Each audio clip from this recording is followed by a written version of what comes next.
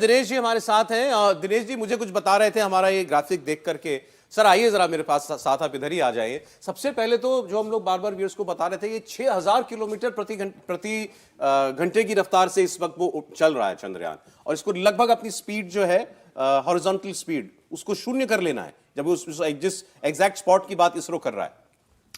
देखिए मैं आपको बताता हूं कि मान लीजिए कि आप जहां खड़े हैं वो कोने में वो लैंडिंग पॉइंट है, टारगेट हमारा वो है।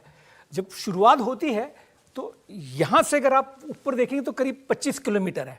25 किलोमीटर से जब पावर डिसेंट शुरू होती है तो इसकी हाइट 25 किलोमीटर है और इसको बोलते हैं हम डाउन रेंज। तो ये करीब 750 किलोमीटर है। हमारा ये उद्देश्य ये रहता है, जैसे इसने ये किया है कि यहां पर जो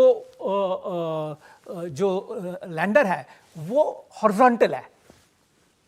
ठीक है, इसके पैर हॉरिजॉन्टल है। अभी हमें ऐसे सीधा दिखाई दे रहा है, तो ये ऐसे करके यूं करके हमको यहां तक पहुंचते पहुंचते तक हमारी वेलोसिटी 0 होनी चाहिए और डायरेक्शन हमारा डाउनवर्ड्स हो जाना चाहिए, टुवर्ड्स 90 डिग्री। अब इसमें होता ये है कि हमें क्या करना, वो 11.5 मिनट में हमारा जो वेलोसिटी है 1180 मीटर प्रति सेकंड से हट के वो यहां तक कम भी होना है 336, और जो हमारा कैमराज इस पे लगे हैं वो 45 डिग्रीज होना चाहिए। अगर ये 45 डिग्रीज होगा, अगर 45 डिग्री से कम होगा तो यूं होगा तो कैमरा देख नहीं पाएगा सतह को, हमारा जो लैंडिंग साइट है टारगेट को देख नहीं पाएगा, इसलिए ये 45 डिग्रीज पे होता है।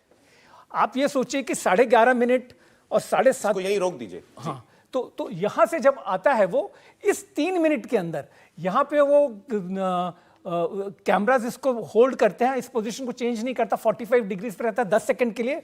वो पूरा देखता है, कैलिब्रेशन करता है और ये फिर उसका एंगल यहां से चेंज करके तब तक वेलोसिटी यहां 2 किलोमीटर। तो आप वो जो साइड चूज कर रहा है अपने लिए उतरने के लिए, हाँ, वो हॉरिजॉन्टली आगे बढ़ते बढ़ते ही कर रहा है। वो यहां से शुरू करता है देखना। अच्छा। इसके पहले तक तो देख नहीं सकता, क्योंकि अगर इस तरह की इसकी 0 डिग्री से तो उसको वहां दिखाई दे रहा है। जी ठीक है। उसको पहली बार जो दिखता है टारगेट वो 45 डिग्रीज पे दिखता है, तो यहां पे वो होल्ड करता है कैमरा को।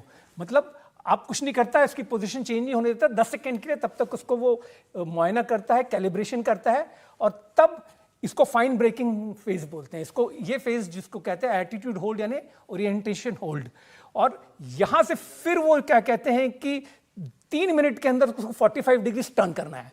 तो पहले हमारा जो था रेट ऑफ टर्न जो था वो 10 डिग्री प्रति सेकंड था, अब उसको हमने इंक्रीज कर दिया है 25 डिग्रीज पर सेकंड। मान लीजिए कुछ इसमें उलटफेर होती है, उसको करेक्शन करना है, तो उसका रेट ऑफ टर्न हमारा जो है वो थोड़ा ज्यादा होना चाहिए। जैसे आप कार चला रहे हो, अगर आपकी स्टीयरिंग तेज नहीं घूमेगी तो आप कहीं लेफ्ट राइट गिर जाओगे।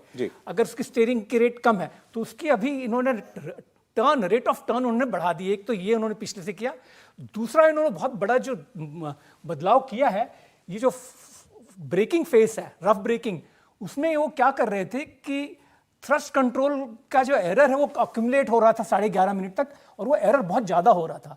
अब उन्होंने किया है इंस्टेंटेनियस एरर करेक्शन। मतलब जैसे जैसे अगर थ्रस्ट में कम ज्यादा हो रहा और वो अपने उससे वो हो रहा है, वो इस ग्राफ में दिखता नहीं है, वो इंस्टेंटेनियस करेक्शन कर लेता है थ्रू फाइन थ्रॉटलिंग। जो फ्यूल जो जाता है उसके हिसाब से उसका थ्रस्ट बनता है, उसको बोलते हैं स्ल्यू रेट। वॉल्व जो होती है वो कम ज्यादा करता है। ये दो जो है स्ल्यू रेट जो इन्होंने उसको रिड्यूस किया है, fine throttle control, thrust control और एंगल, यही दो चीज से हमारा सक्सेस निश्चित हो सकता। तीसरा, अगर आप टाइम है तो मैं और प्लीज बताएं सर। अब यहां आने के बाद जो है पहले क्या था कि जब ये रफ फेस कंप्लीट होता तो हाइट तो 7 किलोमीटर ही थी, ये डिस्टेंस जो था 8 किलोमीटर सिर्फ था।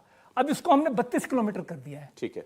और जब ये फाइन यहाँ पे पहले 32 सेकंड्स के लिए चलता था जो होल्ड फेज है, अब उसको हमने रिड्यूस करके 10 सेकंड कर दिया, क्योंकि उतना टाइम फालतू वेस्ट हो रहा, क्योंकि उस बीच में आप होल्ड फेज में आप कोई एडजस्टमेंट नहीं करते हैं, सिवाय आपका ध्यान कैमरा पे रहता है कि वो वहां फोकस करे। तो तब ये जो हाइट है इसकी करीब 6.8 किलोमीटर 6 किलोमीटर हो जाती थी, और ये सिर्फ 4 किलोमीटर बाकी था। तो इसका मतलब है कि यहां तक आता तो ऑनबोर्ड जो हमारे कंप्यूटर है वो दो चीज कैलकुलेट करता है, कितना फ्यूल बाकी है, कितना टाइम बाकी है। पिछली बार उसने कैलकुलेट करके देखा कि यार फ्यूल तो खत्म हो रहा है, और इसकी ओरिएंटेशन भी तब तक वो क्या कहते हैं डिस्टर्ब हो गई थी, थ्रस्ट कंट्रोल करने में लग गया था और उसने देखा कि तो टारगेट तो बिल्कुल पास नहीं है। अच्छा, तो उसने जब करेक्शन करने की कोशिश की तो वो कर नहीं पाया, या उसका फ्यूल खत्म हो गया और वो नहीं, उसमें ये हुआ तो उसने देखा टाइम तो बहुत कम बाकी है। मैं तो ये जो हाइट इन्होंने रखा है ये 400 मीटर रखा था, अब इन्होंने क्या कर दिया है, इसको 1300 मीटर ऊपर किया है। 1300 और 800 के बीच में जब यहां आएगा तब तक इसको परफेक्टली इसको डाउनवर्ड्स हो जाना है, वर्टिकल हो जाना है, जीरो वेलोसिटी होना है।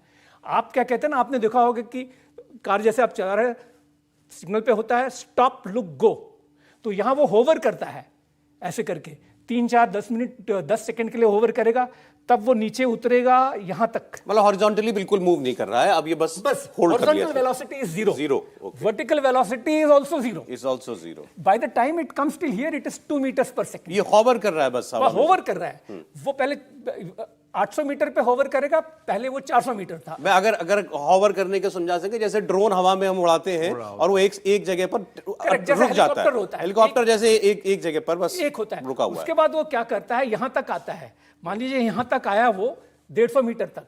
ये एक बहुत बड़ी इसके अंदर खूबी है कि अगर वो देखता है यहाँ बोल्डर है या कोई बड़ा खड्डा है, क्योंकि चांद पे बहुत है क्रेटर वगैरह, तो उसकी कैपेबिलिटी है अब वो 150 मीटर यहां आगे जाकर यहां लैंड करेगा सेफ स्पॉट पे। ठीक है। और एक जो इसने बस इतना मुझे बता दीजिए, मैं फिर पूछ रहा हूं आपसे, ये इसने अपने लिए जो जगह चुनी उतरने के लिए, मान लीजिए यहां पर है। ये इसने जब ये पूरा वर्टिकल हो गया, उसके बाद चुनी है या पहले वो डिसाइड कर चुका है? नहीं, वो फाइन, वो वहां से तो वो रफ पता करता है कि यहां तक आना है, उसके हिसाब से वो फाइन ब्रेकिंग करता है। ठीक है। तो एग्जैक्ट लोकेशन ये वर्टिकल होने के बाद ही देख रहा है। उसका एग्जैक्ट, बिल्कुल एग्जैक्ट लोकेशन वो यहाँ पे फाइनल डिसीजन उतरना है वो यहाँ करता है। अगर वो देखता है कि यहाँ पे कोई ऑब्स्टिकल नहीं है, कोई बोल्डर नहीं है, तो वो ऐसे उतरेगा। अगर वो देखता है कि यहाँ बोल्डर या खड्डा है या सेफ नहीं है, पलट जाएगा, ऊपर नीचे उबड़ खाबड़ है, तो वो इसकी कैपेबिलिटी है 150 मीटर तक वो आगे जाएगा ताकि वो सेफ जगह चूज कर दे। अब लेकिन क्या किया इन्होंने, अगर मुझे मौका दे तो ये बहुत इंपॉर्टेंट थी। 2 चीज तो मैंने बता दिया, turn rate and throttle slew rate, throttle control fine हो गया है।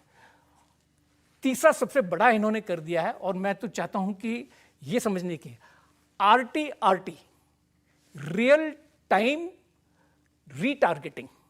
अच्छा। और अगर मान लीजिए कि यहां पे वो देखता है कि भाई अब तो मैं यहां तक तो पहुंच ही नहीं पाऊंगा। पहले क्या था कि ये 500 बाई 500 मीटर था लैंडिंग का वो, अब इन्होंने उसको बड़ा कर दिया है, उसको 4 किलोमीटर बाई 2.5 किलोमीटर कर दिया है, इतना बड़ा स्पॉट कर दिया। तो वो देखेगा कि ये जो जहां पे स्पेसिफिक पॉइंट है यहां तक तो मैं पहुंच नहीं पाऊंगा, तो ये कमांड अब रियल टाइम असेसमेंट होता है। वो देखता कि फ्यूल खत्म हो जाएगा, मेरे पास तो फ्यूल नहीं है, टाइम नहीं है, अगर मैं वहां जाने की कोशिश करूंगा, स्पीड अपनी वहां जाने की, यही गलती पिछली बार हुई थी कि वहां जाने की अगर वो कोशिश कर रहा है तो स्पीड बढ़ाएगा, जबकि हमको चाहिए स्पीड 0 चाहिए उस समय। तो वो क्या करता है, रीटारगेटिंग करता, मैं यहां नहीं, मैं 4 किलोमीटर बाई 2.5 किलोमीटर में यहीं कहीं पे लैंड कर, पहले भी उतर सकता है, पहले भी उतर सकता है। तो उसी को कहते हैं salvage guidance for emergency landing. इसमें अगर मुझे परमिट करें, मेरा एक और सजेशन था जो मुझे लगता है कि आपकी, हालांकि शायद लोगों को बुरा लगे, वाई 4 किलोमीटर बाई 2.5 किलोमीटर, जो रशियन वाला डिजाइन है वो कहता है 3 किलोमीटर का हाइट से उतरना शुरू करता है, हमने 1 किलोमीटर रखा है, 800 मीटर। वो इसके अंदर क्यों लैंड कर रही? क्या होगा, मान लीजिए कि अब बजाय 4 किलोमीटर के मान लीजिए 6 किलोमीटर बाकी है, तो फिर वही पुरानी वाली स्थिति आ जाएगी, स्क्रैम्बल करेगा वो। तो एक इमरजेंसी होना चाहिए, acute emergency, land anywhere safely. Land anywhere का मतलब वो यहाँ पे भी कोशिश कर सकता है सर, अगर वेलोसिटी। सर हम अब तो जो करेगा खुद वो ही करेगा, वो कंप्यूटर करेगा। तो ठीक है। Real time retargeting and salvage guidance जो है वो इंसान, हमारा कोई इसमें कंट्रोल नहीं है। सर यही उतरेगा जहां आपने बताया ना कि उसने जहां वो वर्टिकल हो जाता है और फिर उसको संभावना की बात कर रहा था, परफेक्ट स्पॉट ही दिखेगा और परफेक्ट स्पॉट पर ही उतरेगा। हम तो ये अगर यहाँ पे नहीं भी उतरता है जी, क्योंकि दत्ता साहब से एक सवाल मेरे मन में आया कि बार बार इसरो के वैज्ञानिक कह रहे हैं ना कि अब कुछ भी हो लेकिन उतरना उसका तय है, तो इसका मतलब क्या हुआ, ये थोड़ा बताइए, क्योंकि और तकनीकी चीजें तो है। सर नहीं, इसरो चीफ ने कहा है कि